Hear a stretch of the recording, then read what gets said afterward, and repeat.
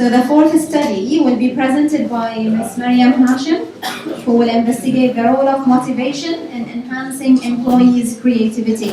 It's a literature review. It's the first day of the symposium, and this is the last presentation before lunch. Ladies and gentlemen, good afternoon. Good afternoon. Yes, that's what I'm talking about. My name is Maryam Hashem. I'm a second-year PhD candidate, say 1 year and 4 months now. Apart from that, I am a project management trainer. Today my presentation would be about the role of motivation in enhancing employees' creativity. Now, a creative person in the past was considered as an arts person, a musician, or a designer. But today, in today's challenging global business environment, organizations from different industries focus on employees' creativity. The question is, why? Why creativity is so important? Because people prefer going to a restaurant that serves a red burger than a restaurant that serves an ordinary pale burger, right? Okay. Now, according to the Organization of Economic Cooperation and Development, 2010, in today's challenging global business environment, the more creative the organization is, the bigger the success, and the longer is the survival. And that's why in practice, what practitioners do is that they try to motivate their employees to be creative, right?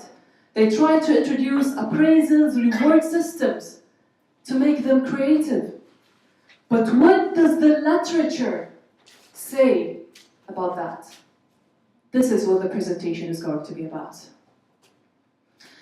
And now we'll start off by introducing some concepts, moving on to explaining prominent theories in the literature, and then identifying the gap and the research questions driven from the gap, and finally the research context. Now the terms creativity and innovation are used interchangeably, right? A creative person, an innovative person.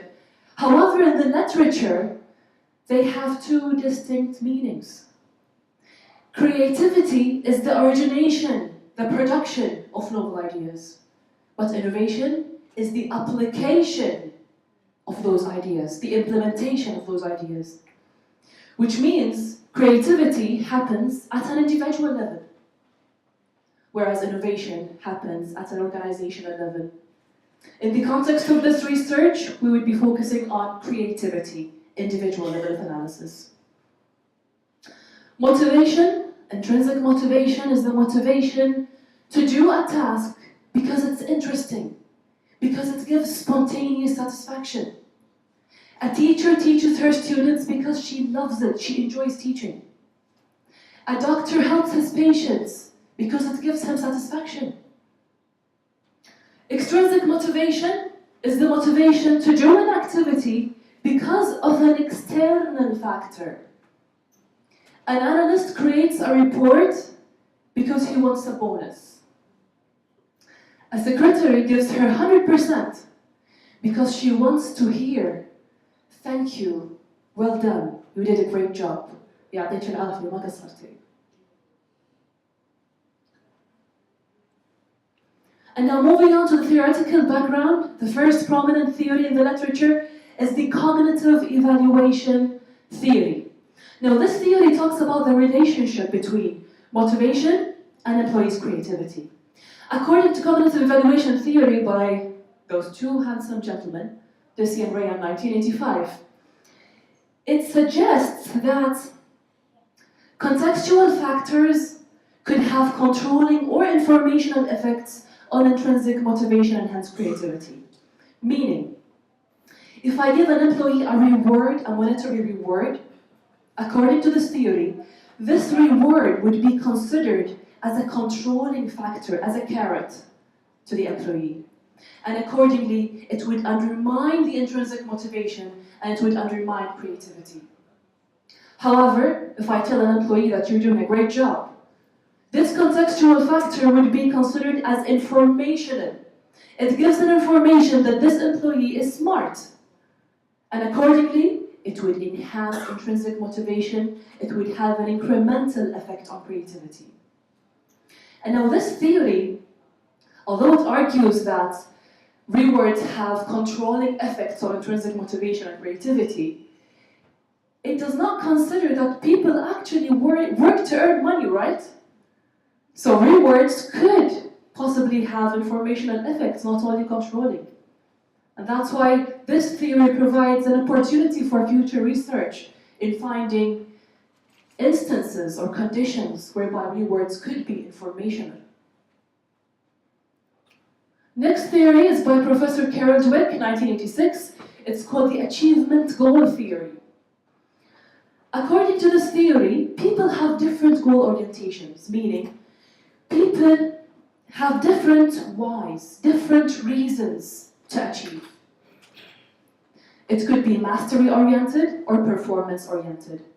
The why of a person to achieve something, or of an employee to achieve something, could be because he or she wants to master the skill. She wants to learn.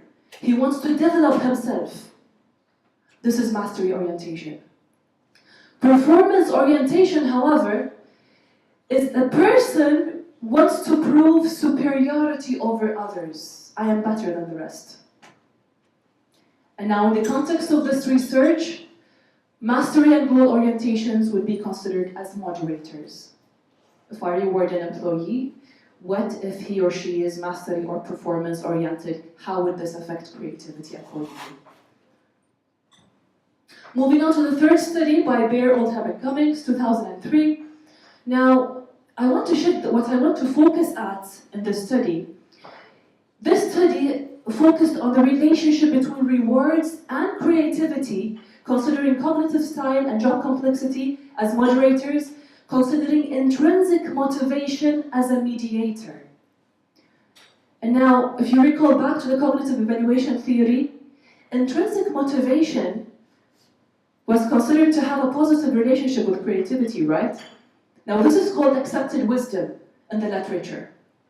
But was it empirically tested? This is the question.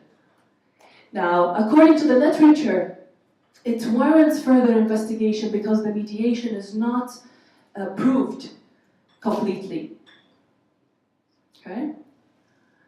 And now to summarize the gap in the literature, there are different groups of scholars when it comes to rewards. There is a paradox.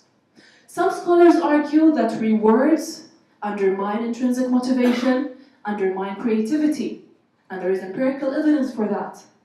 Another group of scholars argue that no, rewards could have informational effects on employees' creativity, and it's also empirically tested. Now, for the sake of this research, I'm supporting the second group of scholars. The group that thinks creativity, that rewards could enhance employees' creativity and could have informational effect. The use of moderators, according to a literature review by Anderson 2014, there are important moderators in this context that are not yet studied, which explains the paradox of rewards. One example is the goal orientations. And now for the sake of this, or for the context of this research, I'm intending to study goal orientations. And actually, goal orientations were previously used as moderators in a similar relationship by Jansen and Wiper in 2004. But that relationship was between rewards and innovative job performance, and not creativity. Intrinsic motivation, I refer to the literature review by Zhu and Shelley. Many studies were consistent with the argument that contextual factors affect creativity through intrinsic motivation. But what about testing this mediation?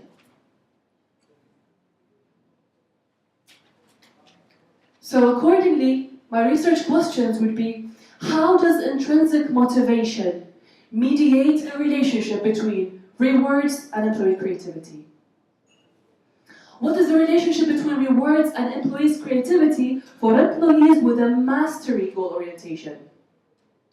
What is the relationship between rewards and creativity for employees with a performance goal orientation?